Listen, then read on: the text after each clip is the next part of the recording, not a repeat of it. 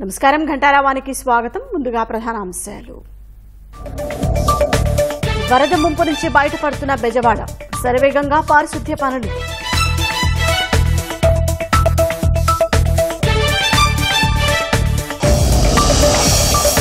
నేటి నుంచి వరద బాధితులకు నిత్యావసరాల పంపిణీ, ముంపు కాలనీల్లో అందజేయనున్న ప్రభుత్వం.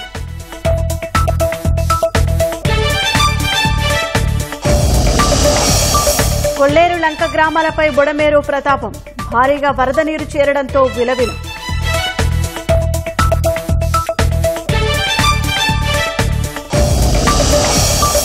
మాజీ ఎంపీ నందిగం సురేష్ హైదరాబాద్ లో అరెస్టు, పారిపోయేందుకు యత్నిస్తుండగా మాటు వేసి పట్టివేత.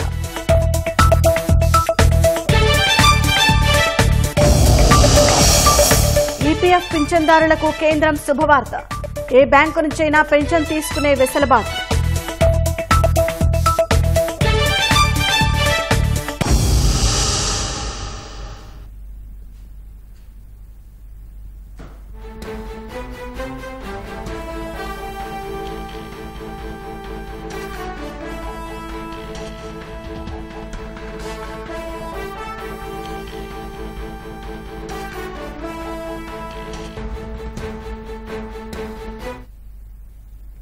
తెలుగుదేశం కార్యాలయంపై దాడి కేసులో వైసీపీ నేత మాజీ ఎంపీ నందిగం సురేష్ ను మంగళగిరి గ్రామీణ పోలీసులు హైదరాబాద్ లో అరెస్టు చేశారు.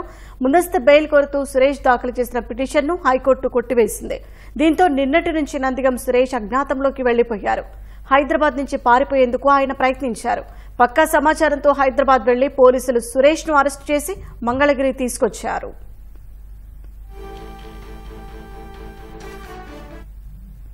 నందిగం సురేష్ అరెస్టుపై మరిన్ని వివరాలు మా ప్రతినిధి ఎస్పీ చంద్రశేఖర్ అడిగి తెలుసుకుందాం.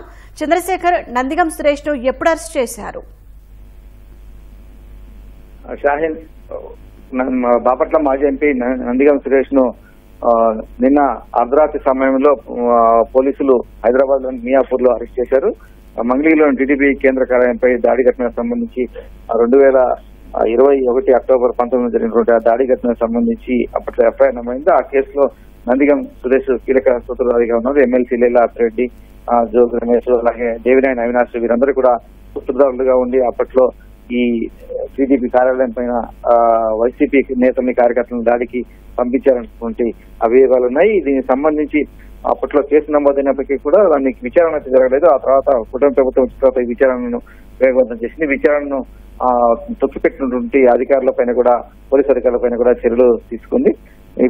మొత్తం ఇప్పటి వరకు కూడా ఆ కేసులో 23 మంది వరకు పోలీసులు అరెస్ట్ చేశారు.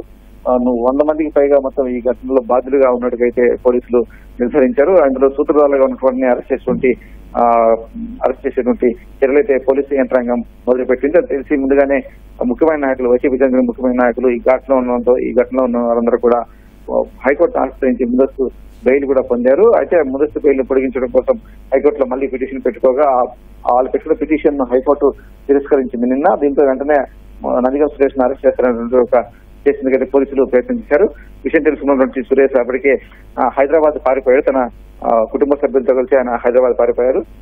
సురేష్ కోసం 6 ప్రత్యేక బృందాలను పోలీసులు ఏర్పాటు చేసి ఆయన కోసం గాలింపు చర్యలు హైదరాబాద్ లో వివిధ ప్రాంతాల్లో గాలింపు చర్యలు చేపట్టగా మియాపూర్ లో ఉన్నట్టు తెలుసుకుని నిన్న అర్ధరాత్రి సమయంలో ఆయన అక్కడ అరెస్ట్ చేసి కొద్దిసేపటి క్రితం మంగళగిరి గ్రామీణ పోలీస్ స్టేషన్ కు తీసుకొచ్చారు. ఇక్కడ పోలీస్ స్టేషన్ లో సురేష్ ను సంబంధించిన ప్రాథమిక విచారణ కావచ్చు, ఆయన సంబంధించినటువంటి ఆధారాలన్నీ కూడా, ధృవపత్రాలన్నీ కూడా తీసుకున్న తర్వాత ప్రభుత్వ ఆసుపత్రిలో ఆయనకు వైద్య పరీక్షలు చేయిస్తారు. ఆ తర్వాత ఆయన మంగళగిరి కోర్టుని ప్రవేశపెట్టేందుకైతే పోలీసులు చర్యలు తీసుకోబోతున్నారు. ముఖ్యులు తీసుకోవడానికి భావించినప్పటికీ కూడా ఆ ఘటన జరిగినటువంటి గ్రామీణ పోలీస్ స్టేషన్ పరిధిలోనే అరెస్ట్ చూపిస్తే బాగుంటుందనే ఉద్దేశంతో మళ్ళా మంగళగిరి కోర్టులోనే ప్రవేశపెట్టేందుకైతే పోలీసులు చర్యలు తీసుకుంటున్నారు. షాహిన్, ధన్యవాదాలు చంద్రశేఖర్.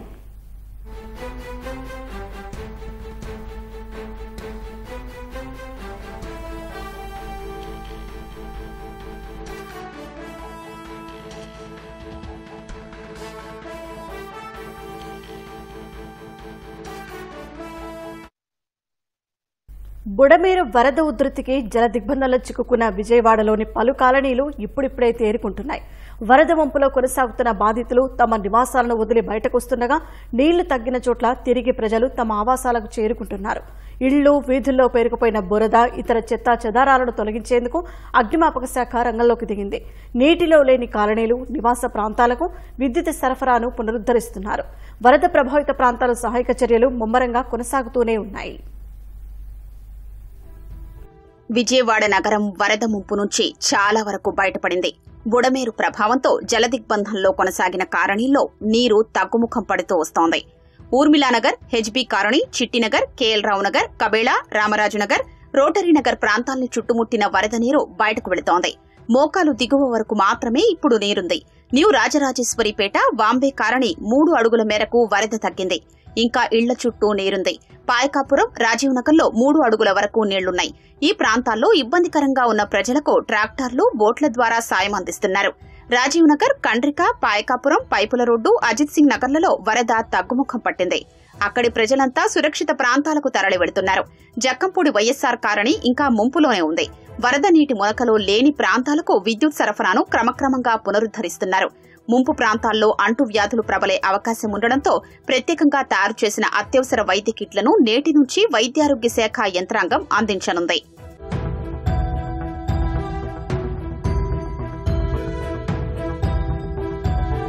ముంపు ప్రాంతాల్లో సహాయక చర్యలు ముమ్మరంగా కొనసాగుతున్నాయి. ప్రజలకు పూర్తి స్థాయిలో ఆహారం అందించేందుకు మారుమూల ప్రాంతాలకు ఆహార ప్యాకెట్లు, మంచినీరు, పాలు పంపిణీ చేస్తున్నారు.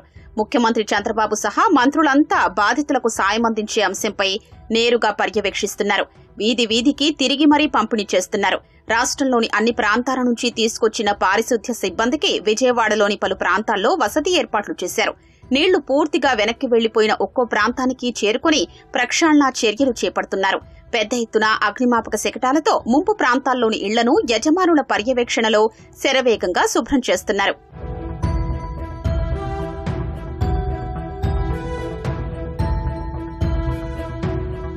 బుడమేరు నీరు విజయవాడ నగరం దిగువన ప్రభావం చూపుతోంది. గన్నవరం నియోజకవర్గం పరిధిలోని ముస్తాబాద్, అడవినెక్కలం, సావరగూడెం, కేసరపల్లి, గూడవల్లిలో వరద కొనసాగుతోంది. బుడమేరు ఉధృతి కారణంగా పడిన గండ్లకు తోడు ఏలూరు కాలువ వరద పలు గ్రామాల్ని చుట్టుముట్టింది. 1000 ఎకరాల పంట పొలాలు నీటిలోనే నానుతున్నాయి. నందివాడ మండలం పుట్టగుంట, పెదలింగాల, చినలింగాల, తుమ్మలపల్లి, కుదరవల్లి గ్రామాల్లో బుడమేరు వరద నీరు చేరింది.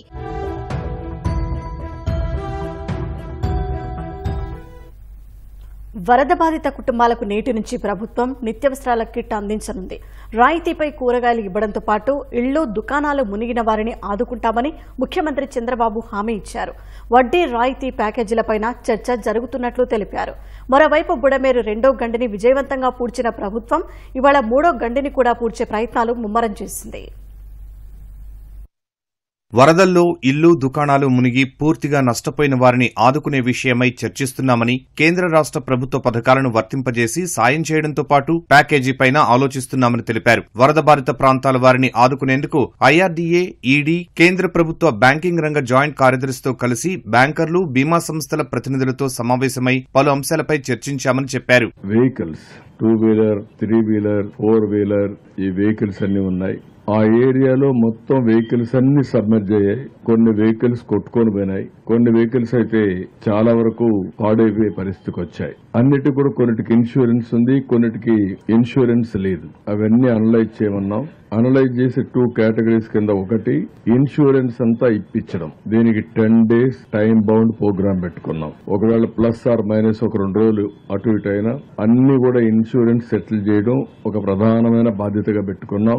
దీన్ని డ్రైవ్ చేస్తున్నాం. ఇళ్లలో స్టవ్, ఫ్రిడ్జ్, ఏసీ, నిత్యావసర వస్తువులు, దుస్తులు అన్నీ పాడైపోయాయని, తలుపులు, వార్డ్రోబ్స్ సహా అన్నీ రీప్లేస్ చేసుకోవాలని, వాటిపైన దృష్టి పెట్టామని చంద్రబాబు తెలిపారు. బురదతో నిండిన ఇంటిని శుభ్రం చేయడానికి 20 నిమిషాలు పడుతోందని, ఒక్కో అగ్నిమాపక యంత్రం ద్వారా రోజుకు 250 నుంచి 300 ఇళ్లు శుభ్రం చేస్తారన్నారు. పూర్తిగా నష్టపోయిన కుటీర పరిశ్రమలు, చిరు వ్యాపారులకు ప్యాకేజీపై ఆలోచిస్తున్నామని వివరించారు. కిరాణా దుకాణం, మెడికల్, ఎలక్ట్రానిక్ షాప్స్ వ్యాపారులకు వడ్డీ రాయితీ, రుణ మొత్తంలో ఏమైనా తగ్గింపు, ఇన్స్టాల్మెంట్ సంఖ్య పెంచడం తదితర అంశాలపై బ్యాంకులతో చర్చిస్తున్నామని వెల్లడించారు. అటు గవర్నమెంట్ ఆఫ్ ఇండియా అంటే మామూలుగా బ్యాంక్స్, ఇటు స్టేట్ గవర్నమెంట్ ఏవైనా వాళ్ళ కన్సెషన్ రేట్ ఆఫ్ ఇంట్రెస్ట్ ఇస్తామా, ప్రిన్సిపల్ అమౌంట్ లో కూడా కొంత ఏమైనా తగ్గించగలుగుతామా, దాంట్లో ఉండే ఇన్స్టాల్మెంట్స్ కూడా పెంచగలుగుతామా, ఇవన్నీ కూడా వర్కౌట్ చేస్తున్నాం.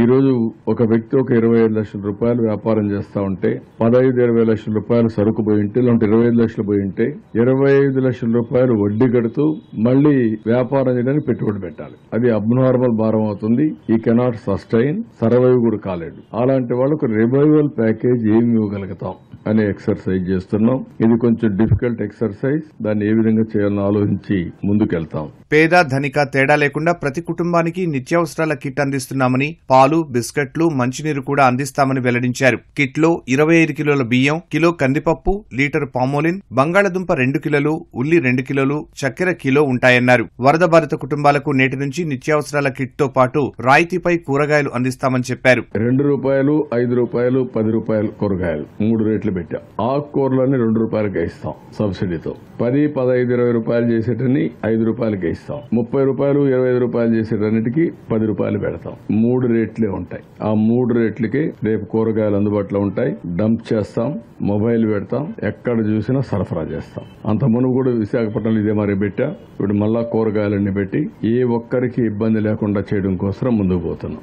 నిత్యావసరాలు, నీరిస్తే వంట చేసుకుంటామని కొందరు చెబుతున్నారని, ఇవాళ్టి నుంచి క్రమంగా ఆహార సరఫరా తగ్గిస్తామని చెప్పారు. ఆహారం సరిగా లేకుంటే ఆరోగ్య సమస్యలు వస్తాయని, దయచేసి అలాంటిది తేవద్దని, పప్పు ధాన్యాల లాంటి నిల్వ ఉండేవి ఇవ్వాలని దాతలకు సూచించారు. ఎక్కడి నుంచో మీరు ఫుడ్ తేవడం, ఆ ఫుడ్ గాని సరిగా లేకపోతే ఆరోగ్య సమస్యలు వచ్చే పరిస్థితి వస్తుంది. దయచేసి అలాంటి తేవద్దండి. ఏదైనా తెస్తే డ్రై ఫుడ్ తీసుకురండి. అవసరమైతే మంచి పప్పు ధాన్యాలు గాని, లేకపోతే వాళ్ళు ఉపయోగించుకోవడానికి అవకాశం ఉండేటి తీసుకురండి. అట్లా కాకుండా ఎక్కడికక్కడ వంట చేసుకుని తీసుకొస్తే అది తినలేరు, అది చెడిపోతే సమస్యలు కూడా వస్తాయి, ఆరోగ్య సమస్యలు కూడా వస్తాయి. ఒకవేళ కాదనుకున్నప్పుడు నేను చెప్పిన ఈ డబ్బులంతా వాళ్ళకే వెళ్తుంది. మీకు సీఎం రిలీఫ్ ఫండ్ కి ఇవ్వండి. ఈ డబ్బులు వాళ్ళ కోసం ఖర్చు పెడతాం. మంత్రులు లోకేష్, రామానాయుడు నిన్న ఉదయం నుంచి బుడమేరు గండ్లను పూడ్చివేయడంలో నిమగ్నమయ్యారని చెప్పారు. బ్రీచ్ ఏదైతే అయిందో చాలా వరకు క్లోజ్ చేశారు. 2 క్లోజ్ చేశారు. రామానాయుడు అయితే అక్కడే ఉన్నాడు. దానిపైన ఇప్పుడు కొంతమంది రూమర్స్ కూడా పెడుతున్నారు, ఏదో ఎక్కువ నీళ్లు వస్తున్నాయని. నీళ్లు రావడం లేదు, చాలా వరకు కంట్రోల్ అయిపోయింది. క్లోజ్ అయితే ఒక 10-15 వేల క్యూసెక్స్ ఆఫ్ వాటర్ నీరుకి వెళ్లిపోయే అవకాశం వస్తుంది. పెద్ద ప్రమాదం లేదు. అది కాకుండా ఎప్పుడైనా సరే అనివార్య పరిస్థితుల్లో ఇంకా ఎక్కువ వాటర్ వస్తే అవసరమైతే కొల్లేరు పోవడానికి ఏం చేయాలో అవి కూడా ఆలోచిస్తాం. రాష్ట్ర మంత్రులు, ఎమ్మెల్యేలు ట్రాక్టర్లలో తిరుగుతూ ఇంటింటికి వెళ్లి ఆహారం అందిస్తున్నారని ప్రశంసించారు. వరద బాధితులకు సాయం చేసేందుకు ప్రజలు పెద్ద ఎత్తున ముందుకొస్తున్నారని చెప్పారు. ఒక్క రోజులో 2,969 మంది క్యూఆర్ కోడ్ ద్వారా 99,25,212 రూపాయలు డిపాజిట్ చేశారని వెల్లడించారు. అందులో 1,528 మంది 1000 లోపు ఇచ్చారని, చిన్న మొత్తాలు ఇచ్చిన వారే ఎక్కువ ఉన్నారని, వారు చూపిన మానవత్వాన్ని అభినందిస్తున్నట్లు తెలిపారు. అధికారులు, సచివాలయ సిబ్బంది కూడా వరద బాధితులేనని, వారి వస్తువులు పోయినప్పటికీ ఇంత కష్టంలోనూ బాగా పనిచేస్తున్నారని చంద్రబాబు అభినందించారు. విజయవాడ వరద బాధితులకు టీడీపీ నేతలు ఆపన్నహస్తం అందిస్తున్నారు. ముఖ్యమంత్రి చంద్రబాబు ఆదేశాలతో తెలుగుదేశం రాష్ట్ర కార్యనిర్వాహక కార్యదర్శి మన్నవ మోహనకృష్ణ వరద బాధితులకు 1,00,000 నీళ్ల బాటిళ్లు పంపిణీ చేశారు. విజయవాడ ముంపు ప్రాంతాల్లో స్వయంగా పర్యటించి బాధితులకు తాగునీరు అందించారు. వరద బాధితులకు తాము అండగా ఉంటామని ధైర్యం చెప్పారు. ముఖ్యమంత్రి నారా చంద్రబాబు నాయుడు గారు ముందుండి పునరావాస కార్యక్రమాలని పర్యవేక్షిస్తూ ఇంకో పక్క ప్రభుత్వ యంత్రాంగాన్ని, అలానే పార్టీ యంత్రాంగాన్ని అందరినీ కూడా ఈ సహాయ కార్యక్రమాల్లో నిమగ్నం చేశారు. నా వంతుగా నా మన్నవ మోహనకృష్ణ చారిటబుల్ ట్రస్ట్ ద్వారా ఈరోజు 1,00,000 వాటర్ బాటిల్స్ అందజేస్తూ ఉన్నాను. ఈ సహాయ కార్యక్రమాలు కొనసాగుతూనే ఉంటాయి. వరద బాధితులకి విజ్ఞప్తి, నారా చంద్రబాబు నాయుడు గారు, నారా లోకేష్ గారి నాయకత్వంలో ప్రభుత్వ యంత్రాంగం మొత్తం, అలానే పార్టీ యంత్రాంగం, ప్రజలు అందరూ కూడా మీరు అనుకున్నారు, మీకు అండగా ఉన్నారు, మీరు ధైర్యంగా ఉండండి అని చెప్పి వాళ్ళందరికీ చెప్తూ సీఎం చంద్రబాబు పిలుపు మేరకు వరద బాధితుల్ని ఆదుకునేందుకు దాతలు ముందుకొస్తున్నారు. ఏపీ పబ్లిక్ ట్రాన్స్పోర్ట్ కార్మిక పరిషత్ ఒకరోజు మూల వేతనం విరాళంగా ఇస్తున్నట్లు ప్రకటించింది. ఏపీ పౌల్ట్రీ ఫామ్ రైతులు 25 లక్షల విరాళం ఇచ్చారు. LVR and Sons reading room club 25 లక్షల విరాళం అందించారు. పైనీర్ సంస్థ 25 లక్షలు, నాగార్జున ఎడ్యుకేషనల్ సొసైటీ దాని అనుబంధ సంస్థ తరపున 25 లక్షలు ప్రకటించింది. గుంటూరు క్లబ్ ఉపాధ్యక్షుడు పాతూరి కిరణ్, కార్యదర్శి సాంబశివరావు 10 లక్షల చెక్కుని సీఎంకు అందజేశారు. మంగళగిరిలోని మిడ్ వాలీ సిటీ గృహ సముదాయం 10.77 లక్షల చెక్కుని అక్షయపాత్ర ఫౌండేషన్ కి అందజేశారు. గుంటూరు లోటస్ ఇన్ఫ్రా ప్రతినిధులు 10 లక్షలు, ఏలూరుకు చెందిన ప్రవాసాంధ్రులు మేక వినయ్ బాబు, సామినేని పవన్ కుమార్ 10 లక్షలు, సిటీ కేబుల్ ఎండీ 5 లక్షల చెక్కుని లోకేష్ కి అందించారు. మొగల్రాజపురానికి చెందిన సిద్ధార్థ వాకర్స్ క్లబ్ సీఎంకి 5 లక్షల చెక్కుని అందించింది. మంత్రి సవిత కుమారుడు జగదీష్ 21,000 విరాళాన్ని సీఎంకు అందించాడు. కాకతీయ మ్యూచువల్లీ ఎయిడెడ్ సహకార సంస్థ 25 లక్షలు, చుక్కపల్లి రమేష్ 25 లక్షలు, తెనాలి డబుల్ ఆర్ సంస్థ 10 లక్షలు, ఐఏఎస్ అధికారుల సతీమణుల సంఘం 5 లక్షలు, చిలకమర్రి శ్రీనివాసాచార్యులు 1,50,000, షేక్ బాజీ 50,000, సి జగదీష్ సాయి 21,000 అందించారు. విజయవాడ వరద బాధితులకు అండగా మేము సైతమంటూ దాతలు ముందుకొస్తున్నారు. రాష్ట్రంలోని వివిధ ప్రాంతాల నుంచి ఆహార పదార్థాలు, వాటర్ ప్యాకెట్లను విజయవాడకు పంపిస్తున్నారు. మరికొంతమంది వరద ప్రాంతాల్లో పర్యటిస్తూ బాధితులకు భోజనం, తాగునీరు పంపిణీ చేస్తున్నారు. వరద బాధితులకు ఎన్సీసీ విజయవాడ యూనిట్ కమాండింగ్ అధికారి తరపున ఆహార ప్యాకెట్లు అందజేశారు. ఎన్సీసీ అధికారులు, విద్యార్థులు బాధితుల వద్దకు వెళ్లి పంపిణీ చేశారు. సత్యసాయి ట్రస్ట్ 50,000 మంది వరద బాధితులకు ఆహార పదార్థాలు, తాగునీరు, కొవ్వొత్తులు అందించింది. తెలుగుదేశం రాష్ట్ర కార్యనిర్వాహక కార్యదర్శి మన్నవ మోహనకృష్ణ వరద బాధితులకు 1,00,000 వాటర్ బాటిళ్లు పంపిణీ చేశారు. ముంపు ప్రాంతాల్లో స్వయంగా పర్యటించిన మోహనకృష్ణ ప్రభుత్వం అండగా నిలుస్తుందని బాధితులకు భరోసానిచ్చారు. విజయనగరం జిల్లా నుంచి 2 లక్షల వాటర్ ప్యాకెట్లను జిల్లా యంత్రాంగం పంపించింది. కలెక్టరేట్ వద్ద వాహనాల్ని ఎంపీ కలిశెట్టి, కలెక్టర్, ఎస్పీ ప్రారంభించారు. విజయవాడ బాధితుల సహాయార్థం నెల్లూరు కలెక్టరేట్లో జిల్లా పౌర సరఫరాల అధికారి ప్రత్యేక కౌంటర్ ఏర్పాటు చేశారు. దాతలు కౌంటర్ వద్దకొచ్చి ఆహార పదార్థాల్ని ఇవ్వాలని కోరారు. మంగళగిరిలో వరదలకు నష్టపోయిన 1,455 చేనేత కుటుంబాలకు ప్రభుత్వం తరపున తెనాలి సబ్ కలెక్టర్ సంజన నెలకి సరిపోయే సరుకులు 50 కిలోల బియ్యం పంపిణీ చేశారు. తుళ్లూరు మండలం వెంకటపాలెం, ఉద్దండరాయనిపాలెం, లింగాయపాలెం, రాయపూడిలో కేంద్ర మంత్రి పెమ్మసాని సోదరుడు రవిశంకర్ దుప్పట్లు, చీరలు పంచారు. తాడేపల్లి మహానాడులో టీడీపీ నేత కాట్రగడ్డ మధు 2,000 మందికి ఆహారాన్ని అందించారు.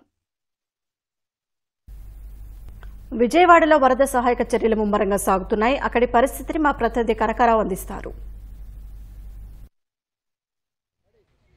విజయవాడలో సంభవించిన వరదలకి లక్షలాది మంది నిరాశ్రయులయ్యారు. వేలాది ఇళ్లు నీట మునిగాయి. ఇప్పటికీ ముంపు తగ్గడంతో అనేక మంది వాళ్ళ ఇళ్లకి చేరుకుంటున్నారు. ఈ తరుణంలో అగ్నిమాపక సిబ్బంది కార్యక్రమాలు వేగవంతం చేసింది. రాష్ట్రంలోని అన్ని ప్రాంతాల నుంచి పెద్ద ఎత్తున వాహనాలని విజయవాడ బీఆర్టీఎస్ రోడ్లో ఉంచారు. ఇవి మరికొద్దిసేపట్లో నగరంలోని అన్ని డివిజన్లకి వెళ్తాయి. సుమారు 32 డివిజన్లని గుర్తించారు. ఆ ప్రాంతాలు ముంపుకు గురైనట్లు గుర్తించారు. ఆ ప్రాంతాలన్నిటికీ కూడా ఈ వాహనాలు వెళ్ళనున్నాయి. అయితే ఎన్ని వాహనాలు వచ్చాయి, ఏ చర్యలు ఎలా సహాయక చర్యలు చేపడతారన్న విషయాలు తెలుసుకునే దానికి అధికారులు మనతో ఉన్నారు. వారిని అడిగి తెలుసుకుందాం. సార్, ఇక్కడికి రాష్ట్రంలో ఎన్ని ప్రాంతాల నుంచి ఎన్ని వాహనాలు చేరుకున్నాయి?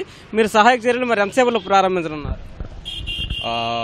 ఈ అగ్నిమాపక శాఖ ఈ బుడమేరు రివర్ ఫ్లడ్ వాటర్ తోటి ఎఫెక్ట్ అయినటువంటి వార్డ్స్ని 32 వరకు ఐడెంటిఫైడ్ చేయడం జరిగింది. అంటే డిస్ట్రిక్ట్ అడ్మినిస్ట్రేషన్ 32 వార్డ్స్ ఎఫెక్ట్ అయిన ఇవ్వడము, అదేవిధంగా ఆ 32 వార్డ్స్కు సంబంధించి మొత్తం డీటెయిల్స్ అన్నీ కూడా ఇవ్వడం జరిగింది. సో దాని ప్రకారము నిన్నటి నుంచే ఈ క్లీనింగ్ కార్యక్రమం స్టార్ట్ చేశాము. నిన్ననే ఒక 56 వెహికల్స్ని డిప్లాయ్ చేసి మొత్తం ఫీల్డ్కి వెళ్ళి చేయడం జరిగింది. ఈరోజు వాటికి 56 వెహికల్స్కి అదనంగా ఇంకొక 57 వెహికల్స్ను మొత్తం 113 వెహికల్స్ను కూడా డిప్లాయ్ చేయడం జరిగింది. సో ఈ రోజు మార్నింగ్ నుంచి 117 వెహికల్స్ అన్నింటినీ కూడా డిప్లాయ్ చేసి ఇప్పుడు ఫీల్డ్కి వెళ్తాయి. కొంచెం వర్షం వల్ల కొంచెం ఒక హాఫ్ అన్ అవర్ లేట్ అయింది. అన్నీ కూడా ఫీల్డ్కి వెళ్ళిపోతున్నాయి ఇప్పుడు.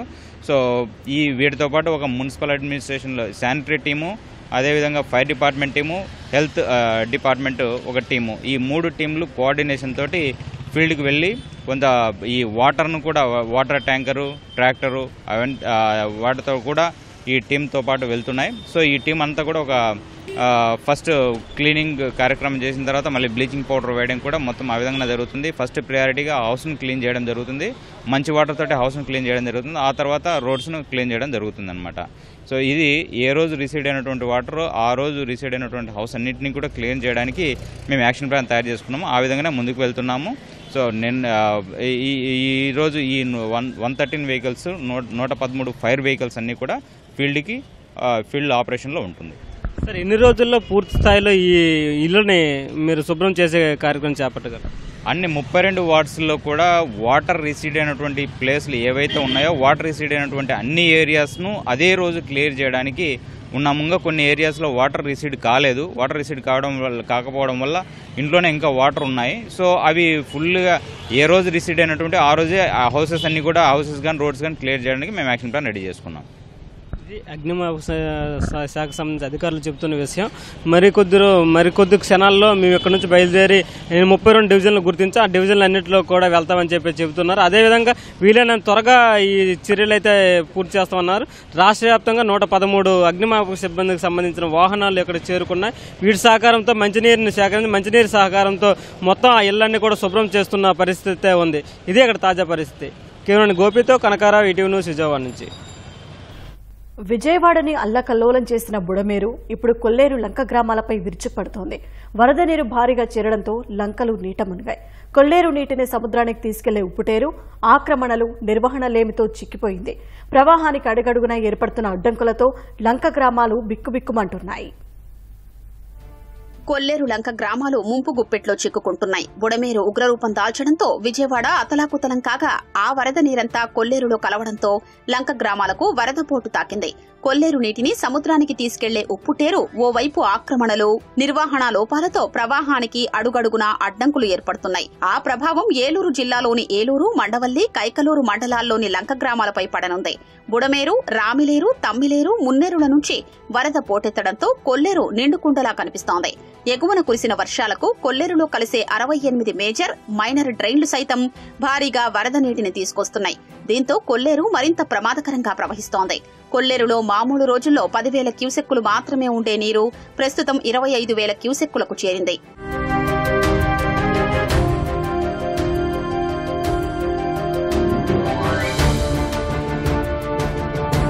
కొల్లేరు ఉగ్రరూపం దాల్చడంతో బుధవారం ఉదయం నుంచి మండవల్లి మండలం పెనుమాలంక, ఇంగిలిపాకలంక, నందిగామలంక గ్రామాల్లో రాకపోకలు నిలిచిపోయాయి. మణుగులూరు, కొవ్వాడలంక గ్రామాల్లోనూ నీరు చేరింది. చినయెడ్లగాడి దగ్గర ఏలూరు, కైకలూరు ప్రధాన రహదారిపై 2 చోట్ల 2 అడుగుల ఎత్తులో ప్రమాదకరంగా నీరు ప్రవహిస్తోంది. కొల్లేరు నీరు ఉప్పుటేరు ద్వారా మొగల్తూరు మండలం ములపర్రు దగ్గర సముద్రంలో కలుస్తుంది. కానీ ఉప్పుటేరు ఆక్రమణల చెరలో ఉంది. దాదాపు 5,000 ఎకరాల వరకు ఆక్రమించుకుని ఆక్వా సాగు చేస్తున్నారు. కొందరు ఇళ్లు కట్టేశారు. ఉప్పుటేరు ఒక్క రోజులో 15,000 క్యూసెక్కులు సముద్రంలోకి తీసుకెళ్తుంది. ఆక్రమణలతో అది 10,000 క్యూసెక్కులకు పడిపోయింది. సామర్థ్యానికి మించి నీరు చేరితే కొల్లేరు లంక గ్రామాలు మునిగిపోతున్నాయి. ప్రజలతో పాటు వేలాది మంది రైతులు తీవ్రంగా నష్టాల పాలవుతున్నారు.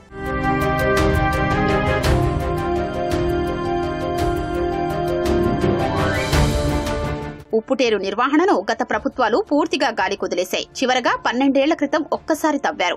అప్పట్నుంచి ప్రక్షాళన చేయలేదు. గత 5 ఏళ్లలో తూడు, గుర్రపు డెక్క కూడా తొలగించలేదు. ఎక్కడ చూసినా కిక్కిసగడ్డి, తూడు, గుర్రపు డెక్కతో ఉప్పుటేరు నిండిపోయింది. దీంతో ప్రవాహ వేగానికి అవరోధాలు ఏర్పడి చుట్టుపక్కల గ్రామాలు మునిగిపోతున్నాయి. అధికారులు, పాలకులు ఇప్పటికైనా ఉప్పుటేరు ఆక్రమణలు తొలగించి సక్రమంగా నిర్వహించుకుంటే భారీ మూల్యం చెల్లించక తప్పదనే అభిప్రాయాలు వ్యక్తమవుతున్నాయి.